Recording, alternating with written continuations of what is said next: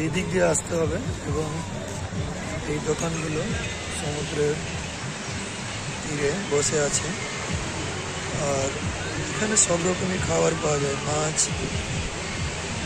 চিংড়ি মাছ, কাঁকড়া, দারু, মাছ সবই পাওয়া যায়। কিন্তু সবচেয়ে বাজে জিনিসটা এখানে অ্যালকোহল জাতীয় জিনিস বিক্রি হচ্ছে। জায়গাটা দেখার মতো এবং আমরা অনেক ভিতরে গিয়েছিলাম, তীরবর্তী জায়গা। এটা বর্ডার বলা যায় আমাদের বেঙ্গল এবং উড়িষ্যার মধ্যবর্তী জায়গা। এর থেকে 200 মিটার দূরে এই সাইডে রয়েছে দীঘা।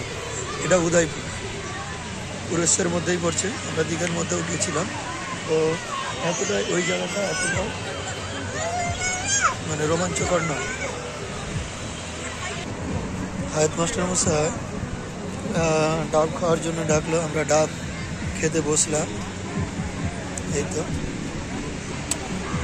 আমাদের জন্য ডাব কাটছে, ডাব খাবো। দাম কত? 40 টাকা করে। হায়াত মাস্টার মশাই প্রথমে নিচ্ছে। হাই বন্ধুরা, তোমরা কখনো আসবা, এসে যে ডাব খাবার, খুব সুন্দর ডাব। মাস্টার দেখছে ডাবের দিকে।